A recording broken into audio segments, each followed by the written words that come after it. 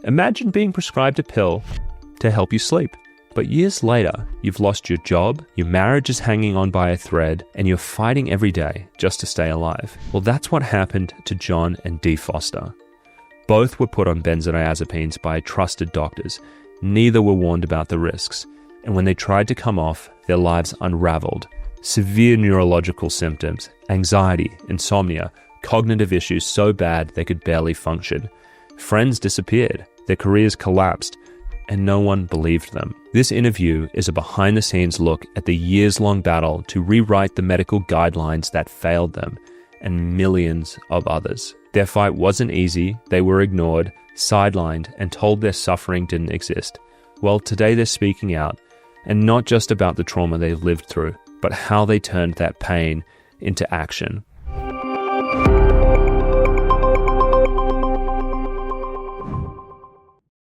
So I'm delighted to be here with Dee Foster and John. They were both integrally involved in the updated benzodiazepine prescribing guidelines and deprescribing guidelines. And the reason I think this is such an important conversation to have is every week I talk to someone who says, can I sue my doctor for pulling me off these medications so quickly?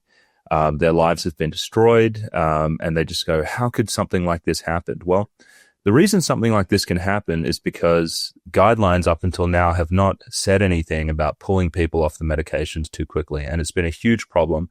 We have thousands of detox centers around the US and the world who think they can pull people off these medications in 2 weeks, and they're harming people. And Dee, John, Nicole Lamberson, and many others have been playing a role in updating the guidelines, and they were successful in doing so, and they're here to share their updates. So Dee, John, thank you so much for coming here and telling us about these exciting new developments.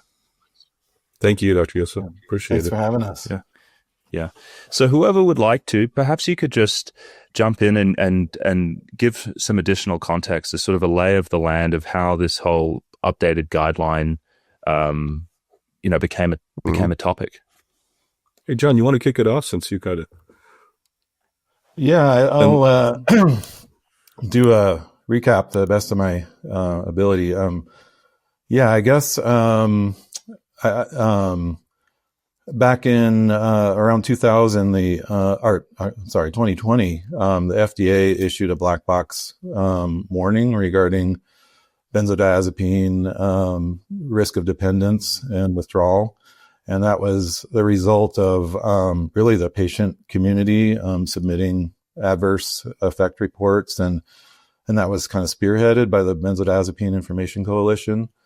And my understanding is once that warning was issued, the FDA kind of realized, well, hey, I guess we need some guidelines on how to taper people off of these medications. And that's when Dr. Christy Huff, the late Dr. Christy Huff, approached me and some other patient community members that she knew that thought might be a good fit for this committee. She heard about that that ASAM had been awarded a grant from the FDA for writing guidelines for deprescribing benzodiazepines, and so I'm going to jump in because ASAM is a big deal. This is a very authoritative group of doctors, and so that's what makes this really important.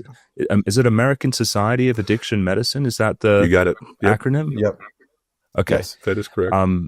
And up until now, I don't believe we've ever had any authoritative group out there who have put out guidelines. So to be asked to work on this with a group like that it's going to carry weight amongst the entire prescribing community afterwards. It's a huge step forward. Like I say, and we'll get into this. We both have, I know we have some concerns over what was in the final document, but we also agree that it's a huge step forward because, like you said, the clinical guidelines that specifically identified protracted withdrawal, the increased risk of withdrawal, and just the overall physical dependence of these drugs just really wasn't there before. And so many practicing physicians were of the mindset that there is no physical dependence, it's more SUD, substance use disorder, or something else, and that it's quick to come off of. And of course, all the evidence to the contrary that we've discovered over the last several years. And so that's made a big difference. And they started to pay attention, like John started to mention, was, they started to catch on, and the FDA decided to fund a study and to actually help develop clinical guidelines. And 9 separate, professional organizations, medical organizations have signed on and were part of the development of this. So I cut you off a moment ago, John, and you were giving a bit of the history. So ASAM approached you. What happened next? Well, let's see. Christy sent out emails to those of us that might be interested in participating, and then ASAM asked us to submit a bio on our background, and so we each submitted a written background on our experience in tapering benzodiazepines and what organizations we've been involved with and such. And then I think we were all accepted at that point to participate on the patient panel. Mm-hmm. Now, what was okay? Well, I think we should just jump right into it because I think the conclusions are really important. How did you feel about the outcome of the guidelines when all was said and done? I think it was definitely, first of all, it was a process. So, the CGC, which was the doctors and the physicians, are putting together. We have different committees. We met with them initially, and then later they would write up a version, submit it. We would then have a meeting with ASAM and give our feedback. And so it went through several iterations like that over a period of 2 years. And we would meet and again give our feedback. And so as we did that, it would progress. Okay, so the initial version was not at all what we were looking for, of course, because it didn't have our input yet. And as we provided more input over time, it started to have more things that we were concerned about included in the document. And it got significantly more.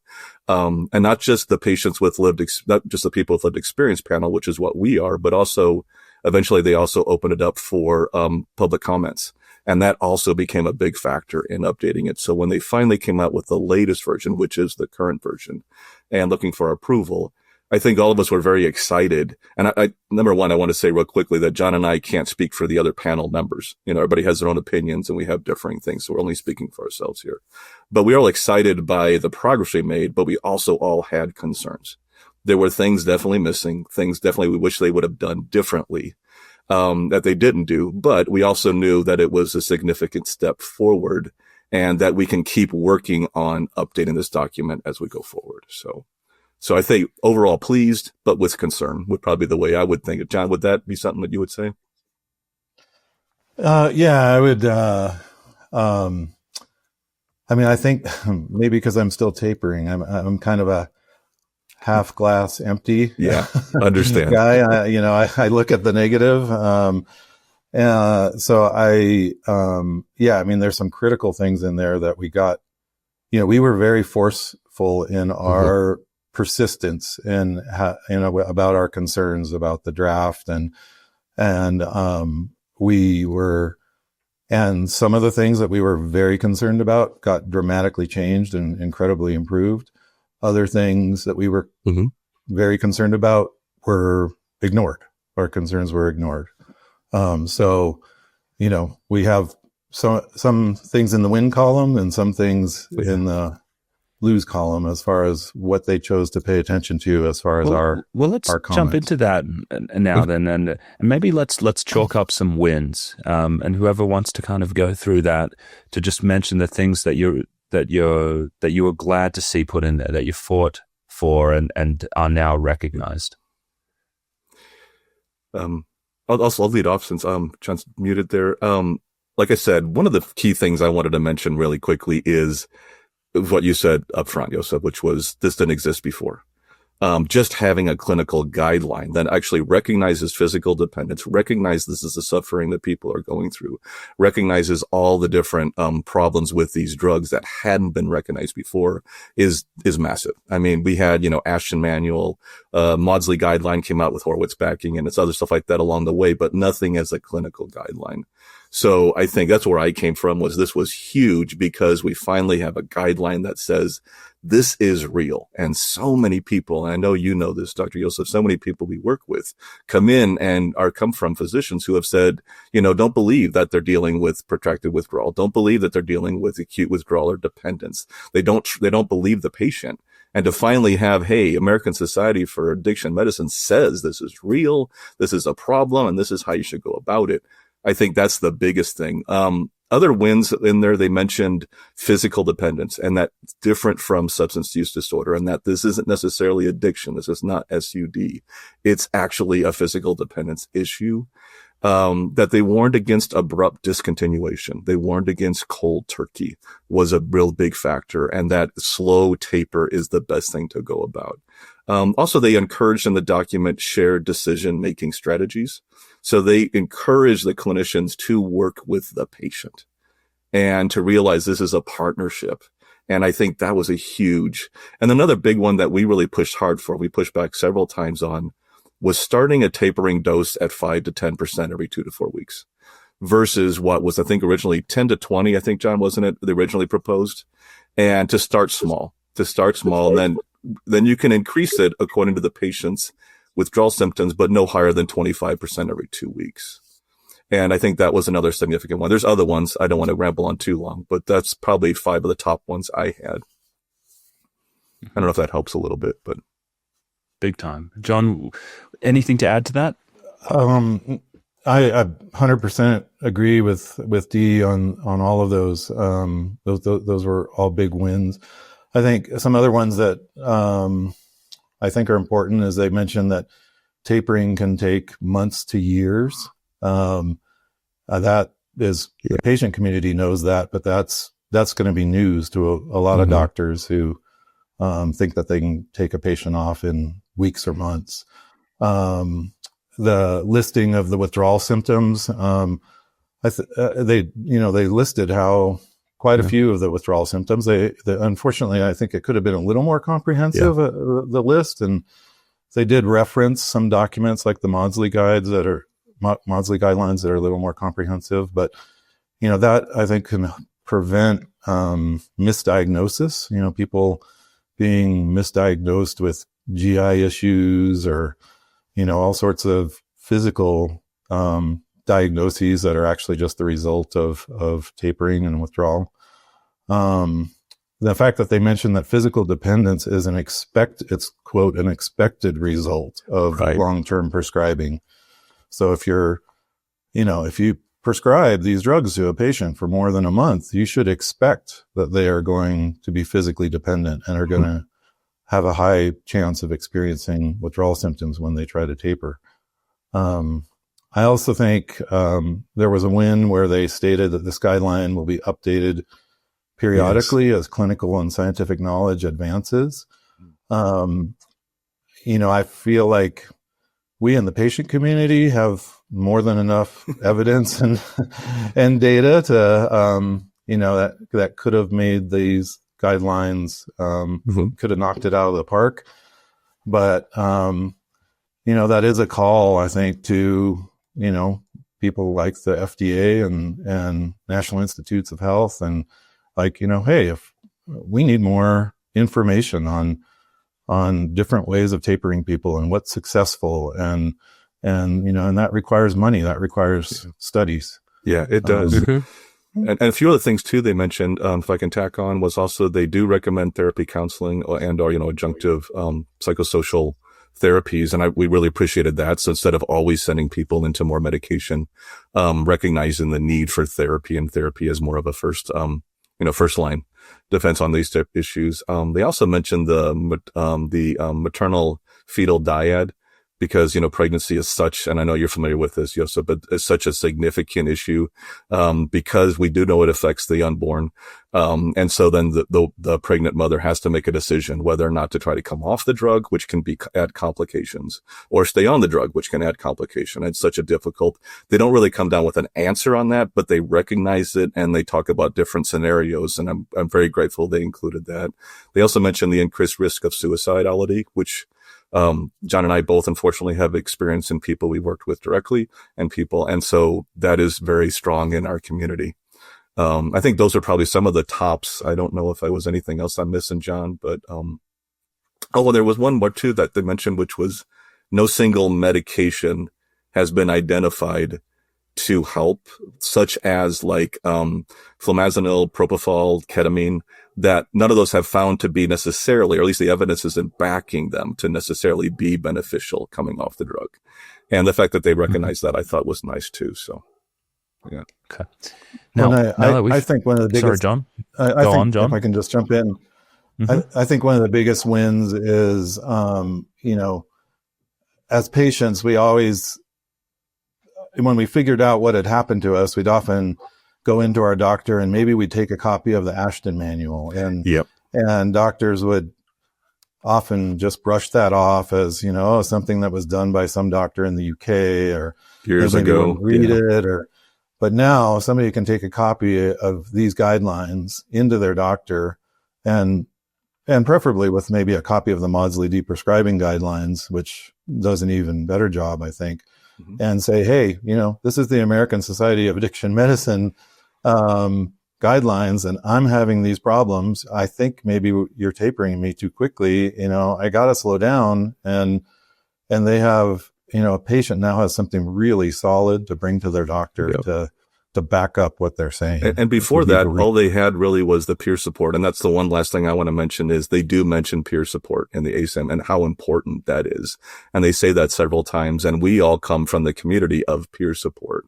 And peer support was really, in fact, in our study that we did on the Benzos survey of 2018, 2019, we discovered that peer support was the number one support. Most people were getting their support for coming off of the drugs. And so how important that is as part of it. I run a support community at Uneven. I know John has been involved with several different support communities, and how important that's been for people coming off the drugs and still is, even in working with their physicians and clinicians at this process.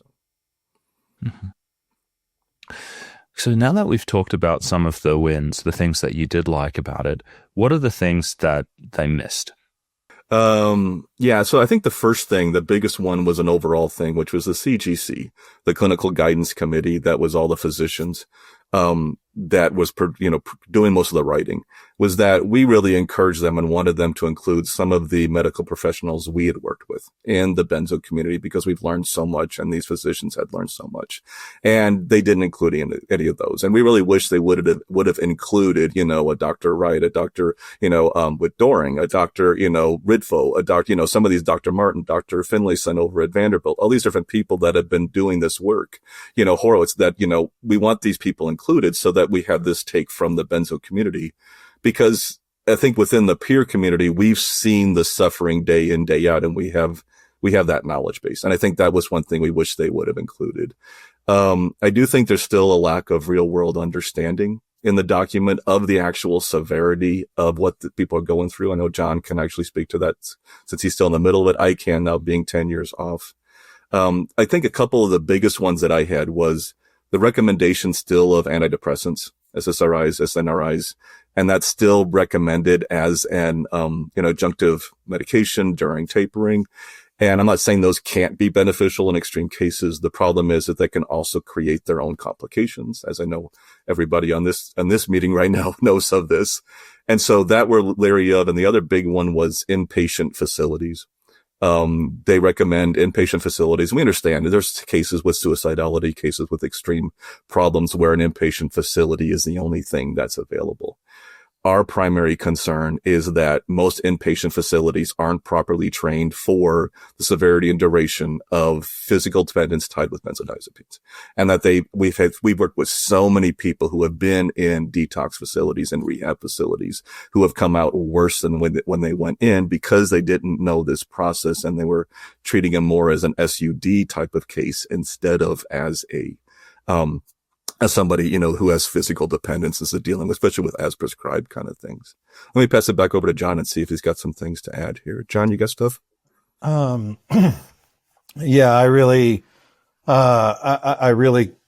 cringe and worry about the language, in the document about, recommending inpatient treatment for quote complex cases. or a patient that's experiencing or anticipated to experience severe or complicated withdrawal is the wording that's in there. Yeah. I think Dee, Dee, everybody on the patient panel could have been considered a complex case and, referred to an inpatient facility, which could have been absolutely disastrous. That's not what we needed. That's not where we needed to go. So that, I have grave concerns about how that's going to be interpreted by the medical community. And then even when they recommend inpatient, or when they recommend inpatient, there's no real guidance for doctors that are treating people inpatient. I mean, they basically say in the guidelines to monitor the vital signs and assess seizure risk. So it's not like they gave any guidance to an inpatient doctor, so that's like a black hole. Like, we don't know what's going to happen in those inpatient facilities when that happens. And then I, of course, have a very big concern about the wording about adjunctive medications for withdrawal, or there's also language in there about optimizing psychiatric medication treatment prior to tapering. As someone, I'm a polypharmacy patient, and the way I got put on 3 additional medicines in addition to my benzo was benzodiazepine tolerance and withdrawal being misdiagnosed as depression. And then me being too rapidly being tapered being interpreted as other psychiatric conditions. So, and I'm having, it's just as much of a bear to come off of the Effexor that I'm on and the mirtazapine that I'm on. And I cursed the day my doctor recommended those medications. So, but one of the things I had to step back and think about on this document was it's been reviewed and approved by the American Psychiatric Association. So I think that, I think the writers of the document, which was really, we weren't the writers per se, we were just allowed to comment on it. The 14 doctors that comprised the panel that wrote the document, they were probably trying to thread the needle and were getting comments from other sources like the, American Psychiatric Association and such that were, very pro these adjunctive medications. But we as a patient panel unanimously said that we did not support that.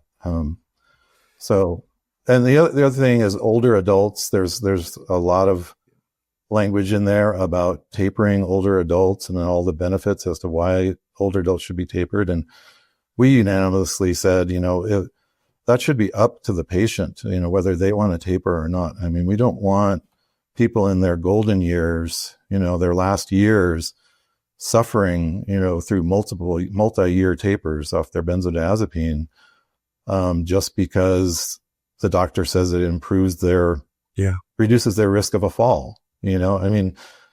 Boy, that's the torture that tapering can be is,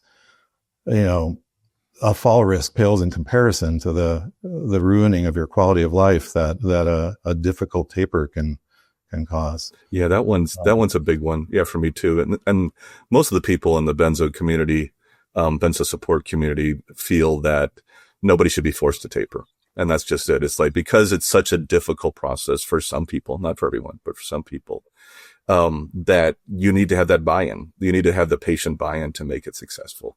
And so I totally agree with what John said. That's the primary concern. One more thing I was going to mention too was they do mention also, the only type of benzodiazepine they specify separately, I think, is alprazolam as being possibly more difficult. And actually, in the research I've done and the research we've been involved with, that's not so much the case. Although alprazolam has some difficulties due to its potency. In some areas, we've seen higher incidence of protracted withdrawal with clonazepam.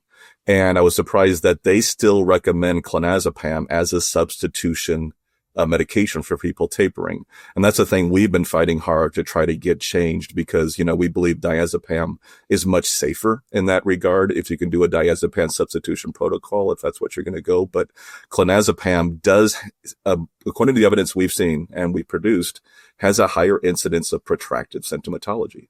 And for that reason alone, I think we believe it's better to actually keep them on their current medication or switch them over to diazepam, a different, longer acting, type of medication. So.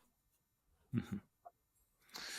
Yeah, I mean, I when I hear these things, I think that, you know, the reason they don't want to get rid of the inpatient part of it, or they don't want to say that you know they hesitated to say that you can use medications to manage the withdrawal is that it's just very it's hard to confront the fact that if someone has a withdrawal injury, there's not much you can do. I mean, there's no place that you can send this person. There's no drug that you could give them.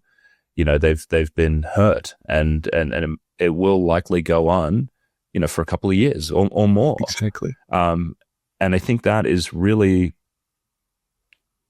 I think there's a lot of resistance to recognizing that. And it doesn't fit in normal psychiatric guidelines where it's like, okay, if this, then that. And in psychiatry, you know, if things get bad, I'll send them to inpatient. Right. You know, send them to someone else, you know, try another medication. It's not going to work, but I don't think they're ready to confront that.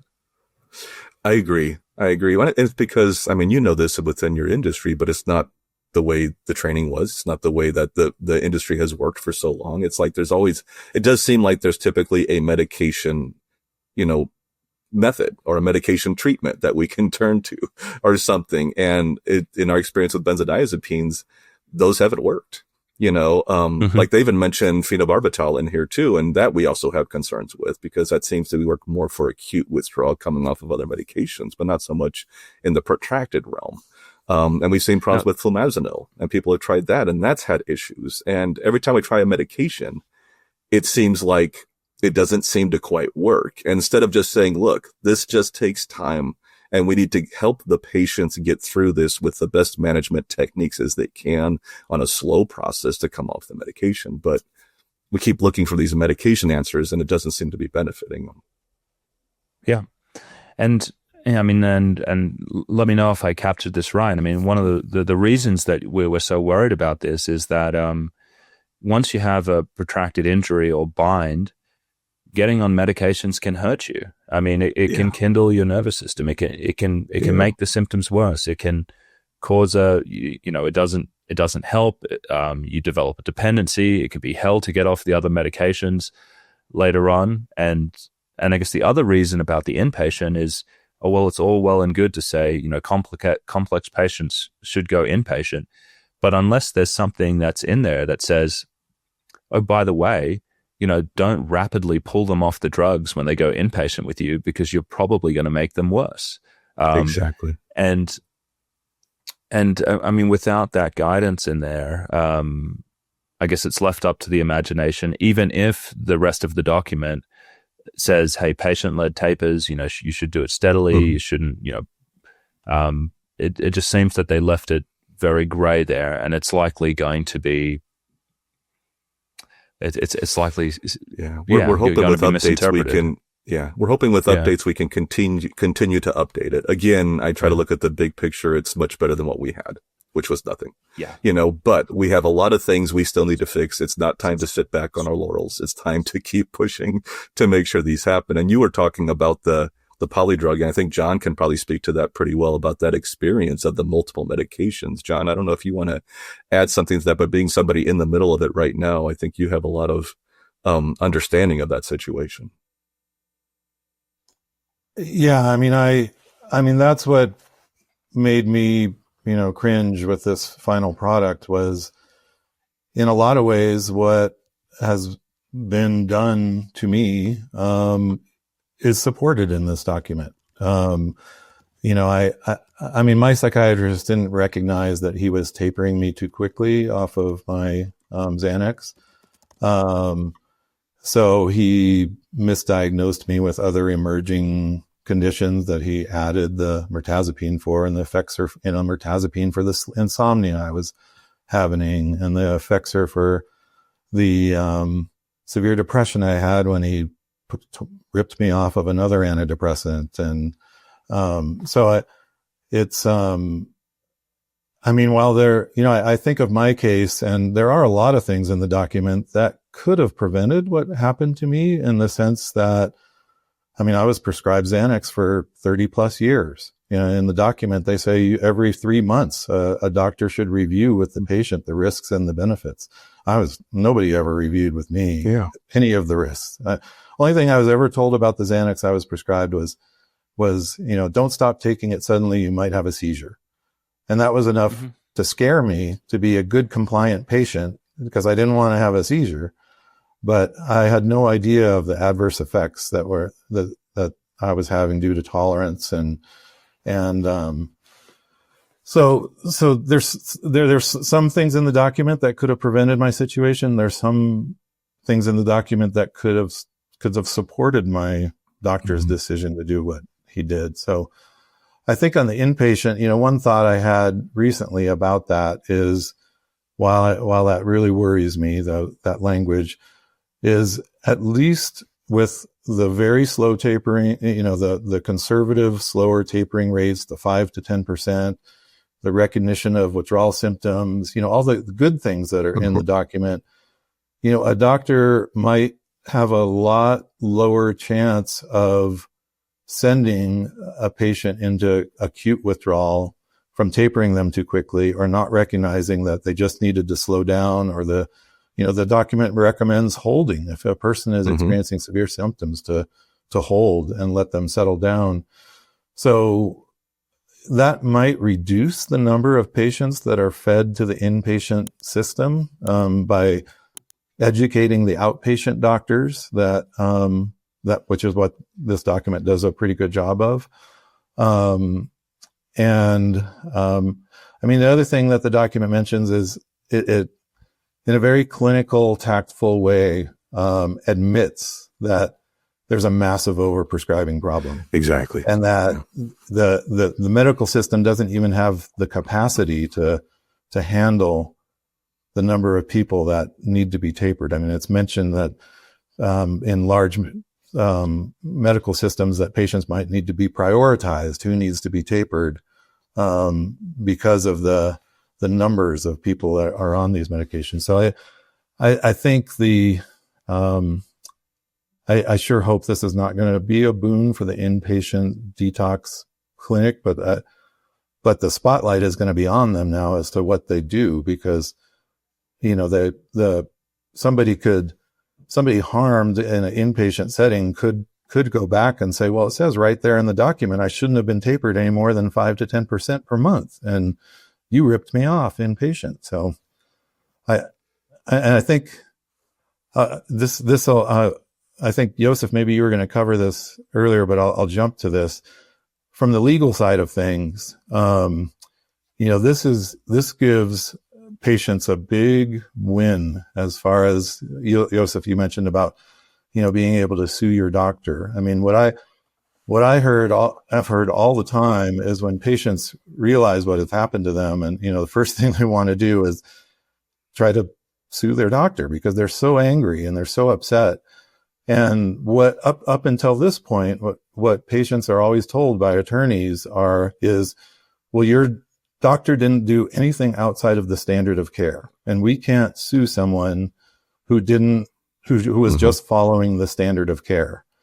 And so that's why we don't take benzodiazepine harmed patients or antidepressant harmed patients. And Josef, you probably have more insight into this as to if this is going to kind of become the standard of care.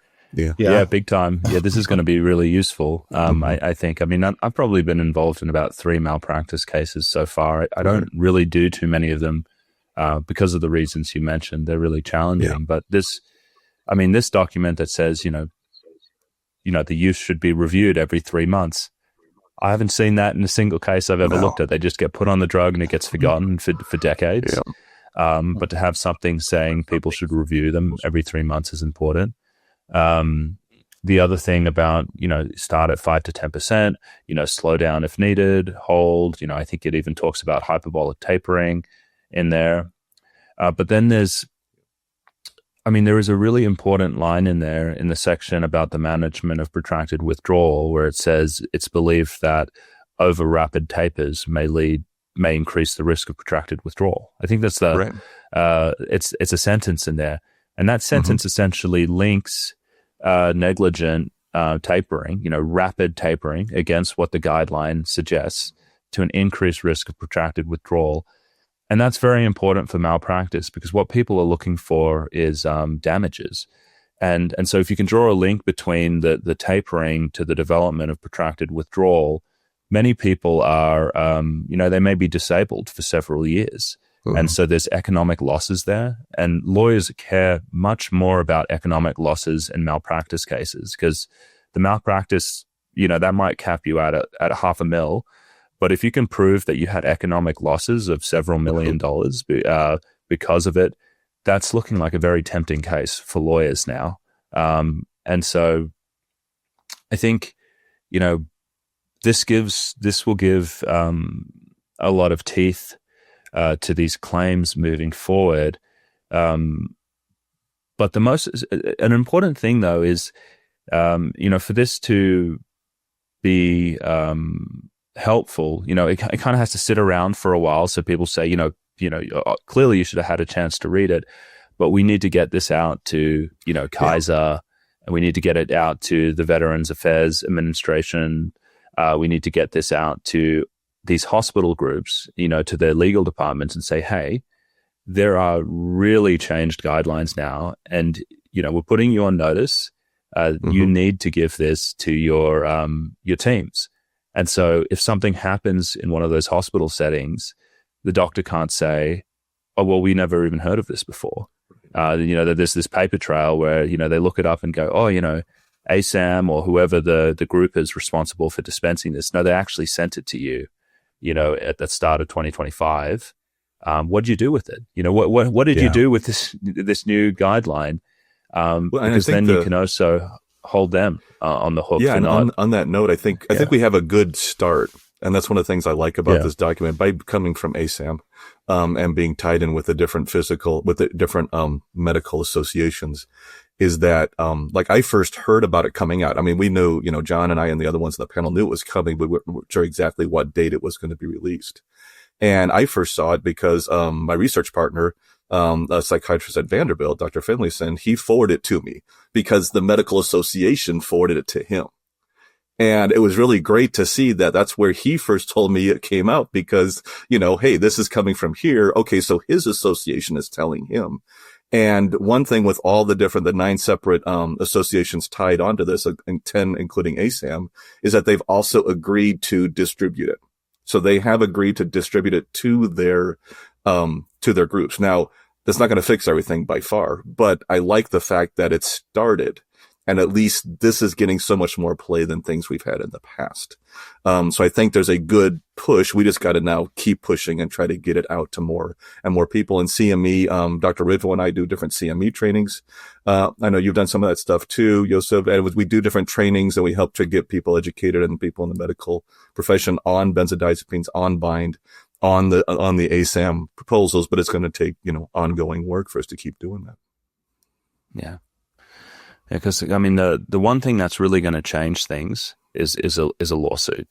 Once the lawyers, at a VA or at Kaiser or one of these big institutions, they're having to settle a case for hundreds of thousands of dollars, they're going to make sure that everyone hears about this, and then and that's when it's really going to become standard of care, which is really sad if you think about it, but it is the thing that typically will motivate change. Yeah.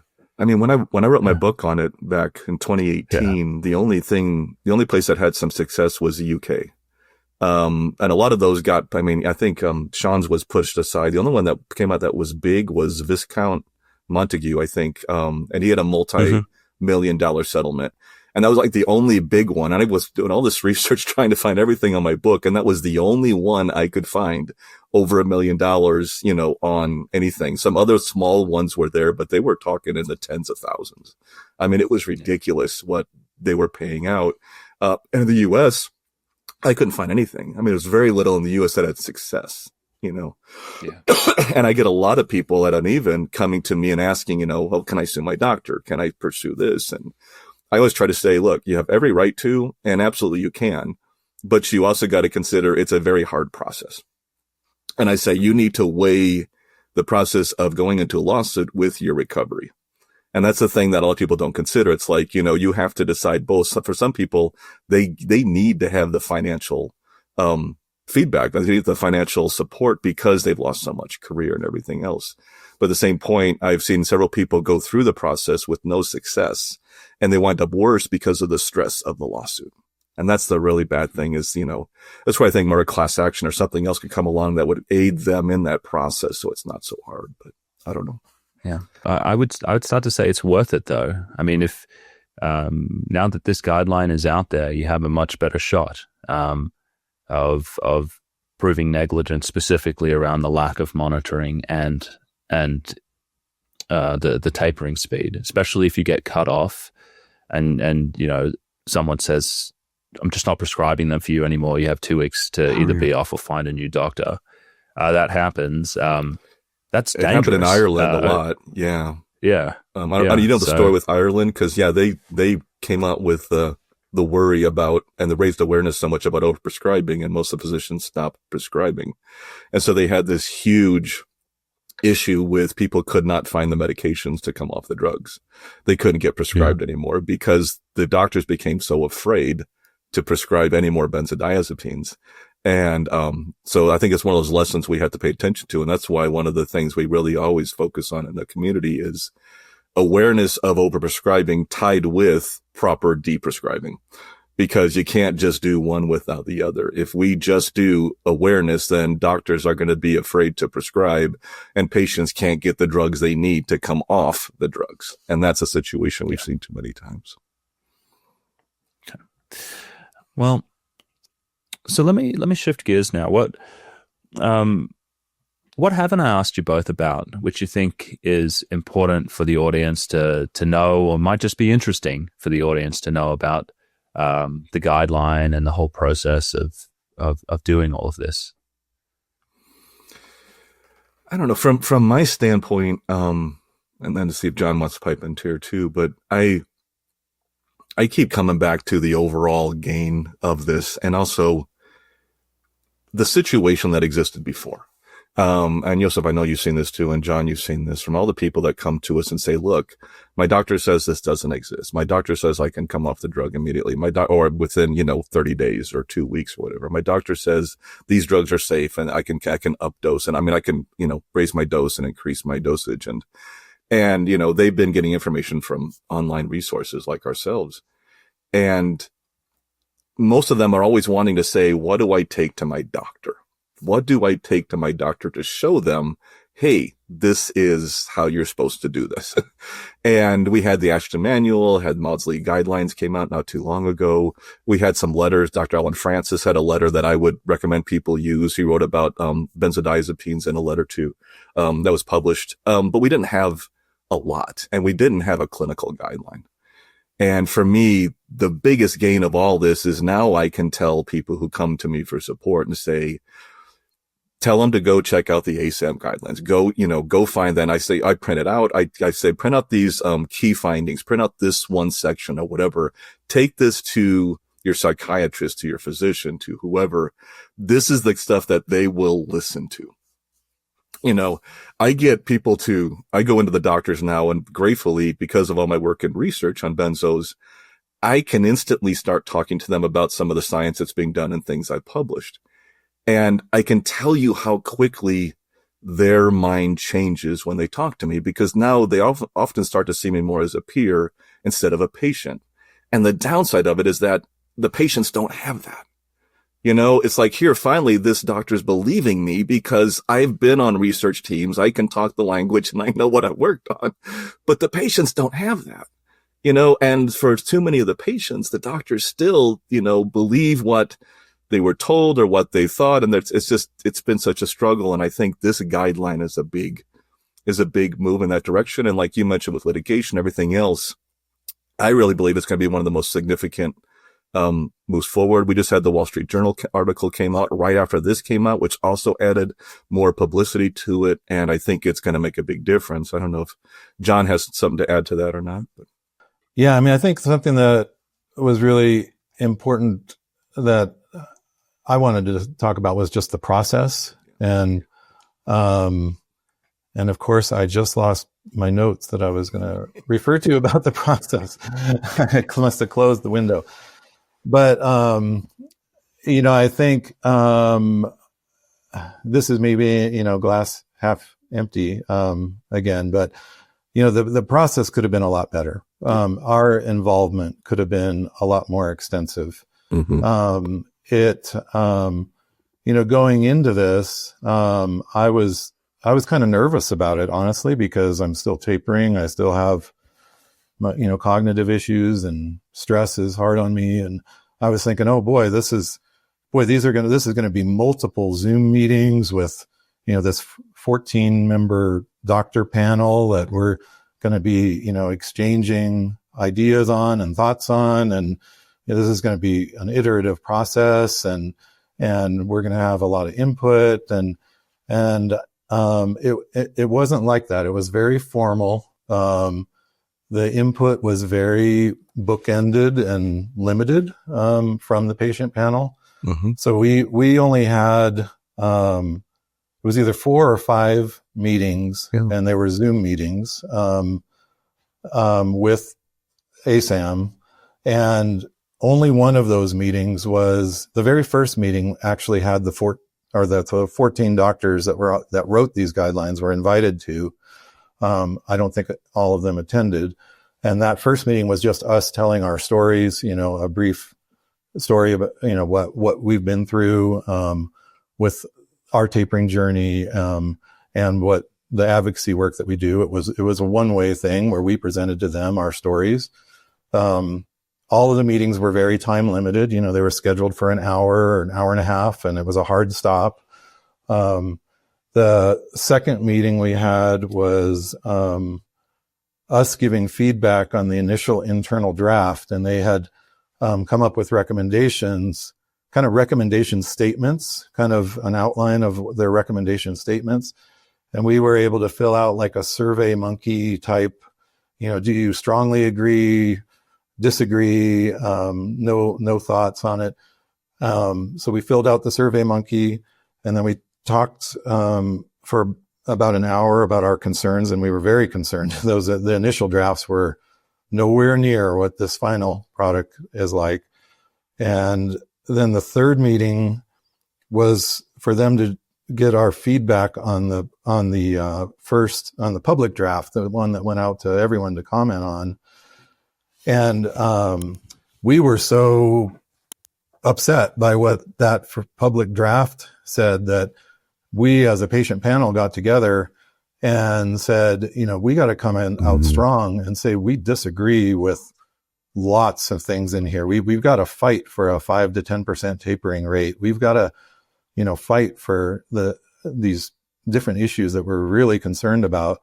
And we prepared a written statement where each one of us on the patient panel took a couple paragraphs of that statement. And that whole meeting was us saying, we are concerned about this. We're concerned about this. We're concerned about this. And oh, by the way, if these changes are not made, we're all considering not having our names on this document at all. And the Benzodiazepine Information Coalition came out with a public letter that stated, a lot of the very same concerns, and we were signatures to that. Dee and I were to that public letter. And then I know the Alliance for Benzodiazepine Best Practices worked really hard on a lot of their written comments during the public draft period. And so a lot of pressure was applied. But after that third meeting, the fourth meeting was, us with just ASAM staff, with ASAM presenting a PowerPoint presentation as to how they plan to address our concerns and what they were going to incorporate in the final, and outlining for us what those things that they had listened to us on and that they were going to change. And then the final was published. Yeah. So we did not get to see, we were real no different than the rest of the public as far as being able to, it's not like we got to see the final before the rest of the public did. When the final was published, it was published. We got to see it before, but we didn't get to make any last minute changes. We just had to decide whether our name was going to go on the document or not. We did get to see it. Yeah.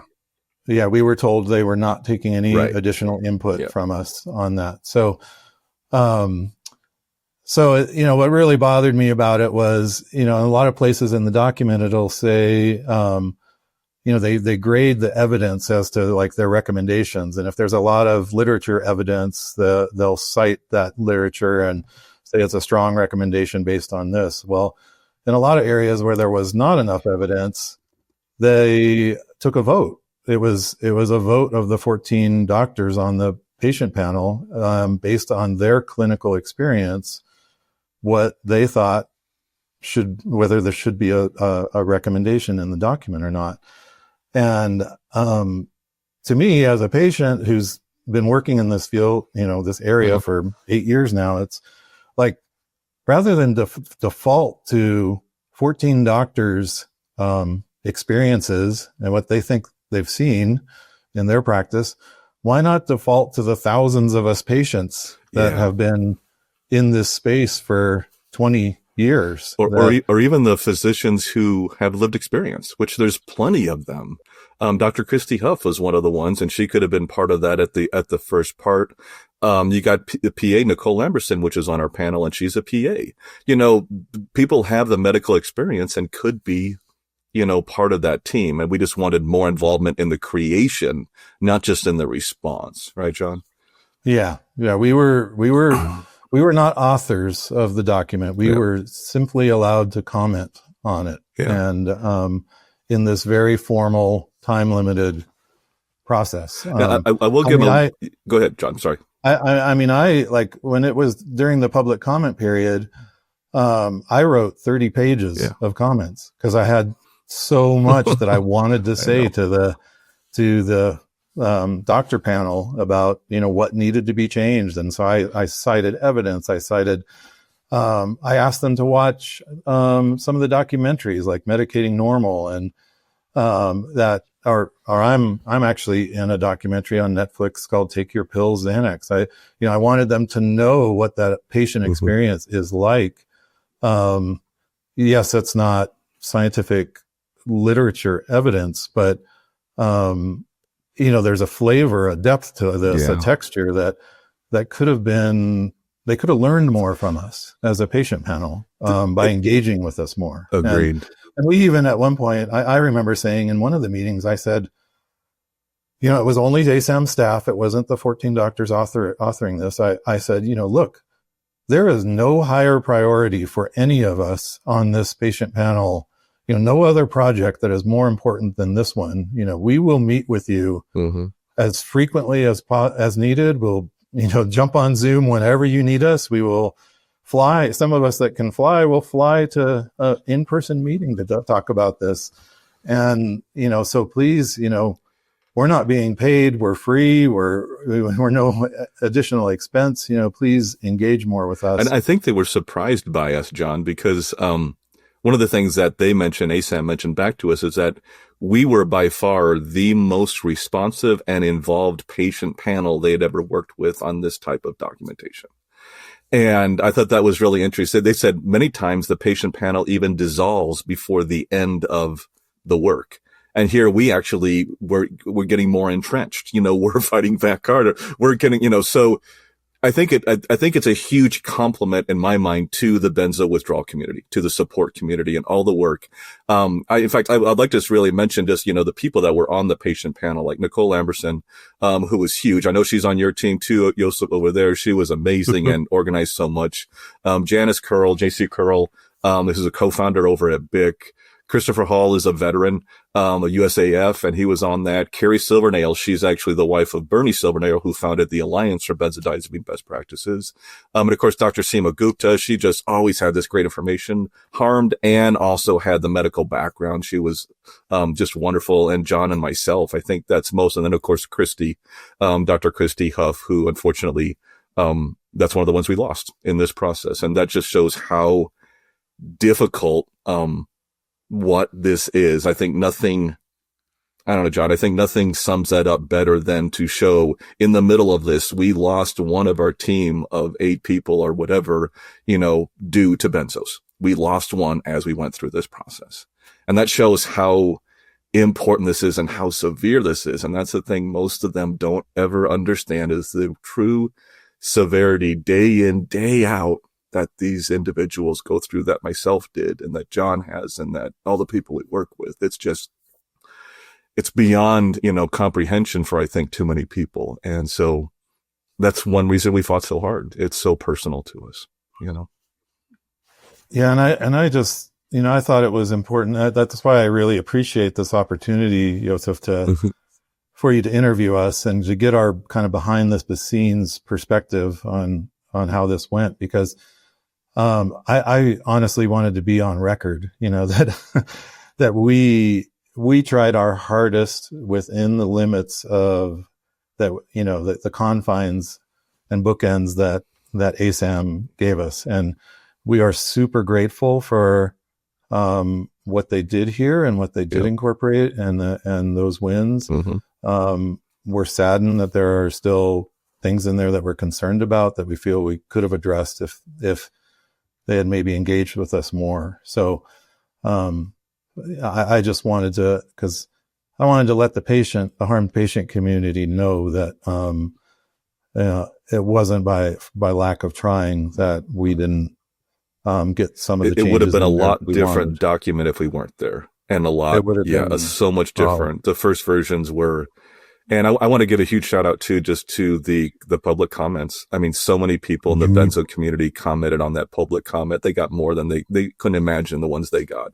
And they said that, they read every single comment, and I believe it. And it made more changes, I figure if we started 0 with that first version and we wanted to get to 100 and we made it to 75, which is huge, we just didn't make it to 100 where we wanted to be, but we did make a lot of difference. And those public comments, they listen to them. They hear those. That's what got the FDA to, make those changes back in 2020 on benzodiazepines. So the fact that they listened to the people made a difference to me. So we made a difference.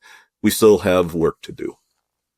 Well, and I just wanted to mention too that, as someone who's still tapering, I mean, there was a lot in the harmed patient community of people that commented, and it takes a lot of effort to sit down at your computer when you're so fatigued, when you're cognitively impaired, when you're having this, dozens of symptoms, and try to put together a well thought out comment on a medical document. So there are a lot of heroes out there in the patient community that, rose to the occasion and wrote in their comments. But I think one other thing we have to keep in perspective is that there were, we don't know who commented on the document ultimately. I mean, there are, academic psychiatrists, on the East Coast that, like in the documentary As Prescribed, you can see them testifying before the state legislature in Massachusetts about how they've never seen withdrawal like we've described, or it's not that severe. And so we don't know what prestigious psychiatrists or doctors may have also commented on this, countering what we had to say. Maybe even the exact opposite of what we had to say. So I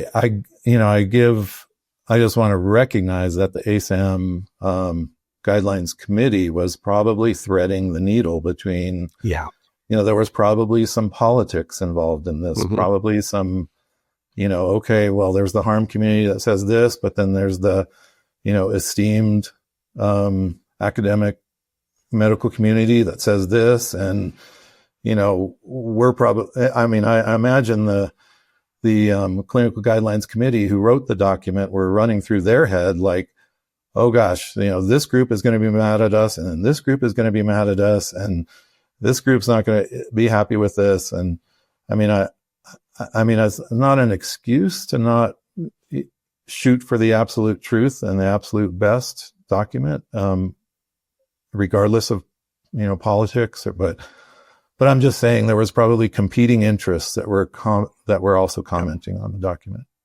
I would say from the look of the document, you guys won because it likely looks a lot more like you wanted it to look like than the others. And I mean, you saw the original drafts. I mean, there's so many things in here. Even just like a whole section on protracted withdrawal, linking it to rapid tapering, all of that stuff is just huge. Yeah, there's a lot. And then, I think I was probably one of the more positive ones on our team, and some other people on the team were a little more, more like John constantly says, glass half empty. I was a little more glass half full. I definitely have concerns, but I go back again to say, what did we have before? And the needle has been moved significantly with this document, but we can't sit back on our laurels. We still have work to do. And we still got some things to clean up, inpatient, and use of SSRIs, all that kind of stuff. Yeah. This is going to be enough to get settlements in malpractice suits. And so, well, I mean, on that note, I'm going to wrap by saying, you and your team are heroes for what you've done. I mean, the 2 years of work, the head banging, the, fighting against the system and the people that tried to box you out and didn't let you get a single doctor on the panel who actually treats protracted withdrawal, and tried to do a million different things to sort of protect their interests. You fought against them and made the patient voice heard.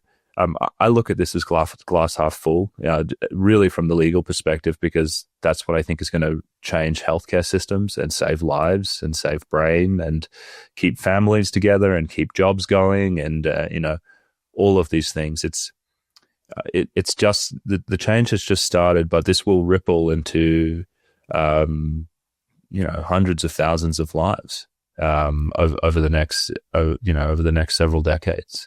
It's a huge improvement. And so shout out in the comments below to the team of people that fought for this and all the effort they put in. It really is substantial. So deep thanks to you both. Yeah, and just thanks you to having us on here, like John had said, and to honestly all the work you do. I know you've done work with so many people and you've done so many great things, and all this stuff in your podcast and everything. Josef, you've done a lot of great work on our community, and we as patients and people who are also doing support are just hugely grateful to the work you've been doing. So thank you. That's kind. Thank you, Dee. Yeah. You betcha. Yeah, and I just wanted to say thank you too, Josef. I mean, you're a hero for the patient community, and thanks for your perspective on this. I mean, I do feel glad that I was a part of it and that I helped move the needle in a positive direction. So, thanks for reminding me that we did good. Did some good stuff. We did good. Yeah, we did good. Thank you. Yeah.